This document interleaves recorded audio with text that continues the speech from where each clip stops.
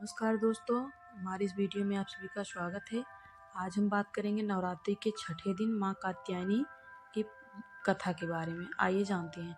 नवरात्रि के छठे दिन माँ कात्यायनी की पूजा का विशेष महत्व है। पौराणिक कथा के अनुसार महर्षि कात्यायन की तपस्या से प्रसन्न होकर माँ भगवती ने उनकी पुत्री के रूप में जन्म लिया और महिषासुर का वध कर देवताओं को आतंक से मुक्त कराया, इसलिए उन्हें महिषासुर मर्दिनी भी कहा जाता है। माँ दुर्गा का छठा स्वरूप माँ कात्यायनी है। देवी भागवत पुराण के अनुसार उनका जन्म महर्षि कात्यायन के घर हुआ था, इसलिए उन्हें कात्यायनी नाम मिला। देवी के स्वरूप में बाईं ओर ऊपर वाला हाथ तलवार धारण किए हैं और नीचे वाला हाथ कमल पुष्प से सुशोभित है।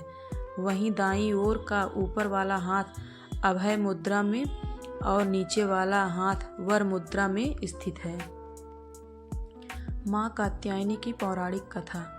पौराणिक मान्यताओं के अनुसार वनमीकथ नामक महर्षि के पुत्र कात्य से कात्य गोत्र की उत्पत्ति हुई। इसी गोत्र में आगे चलकर महर्षि कात्यायन का जन्म हुआ।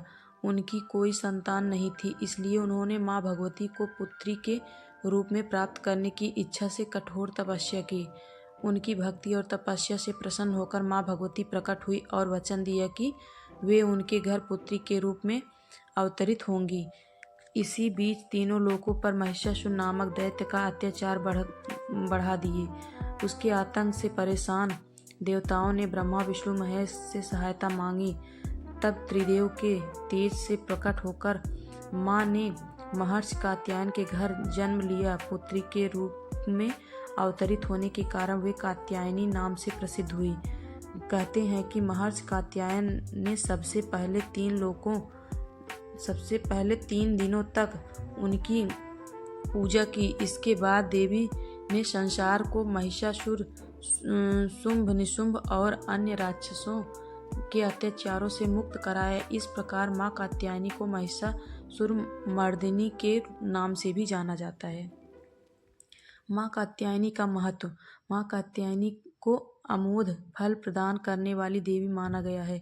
कहा जाता है कि ब्रज की गोपियों ने भगवान कृष्ण को पति रूप में पाने के लिए माँ कात्यायनी की आराधना यमुना तट पर की थी। इसी कारण उन्हें ब्रजमंडल की अधिष्ठी देवी भी कहा जाता है। माँ कात्यायनी की पूजा विधि।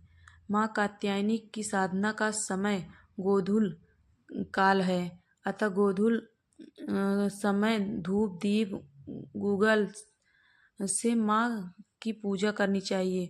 गोधूली वेला के समय पीले अथवा लाल वस्त्र धारण करके माँ कात्यायनी की पूजा करनी चाहिए। इनको पीला फूल, पीला नैवेद्य अर्पित करें। माँ के समक्ष दीपक जलाएं। इसके बाद 3 गांठ हल्दी भी चढ़ाएं। हल्दी की गांठों को अपने पास सुरक्षित रख लें। माँ कात्यायनी को शहद अर्पित करें।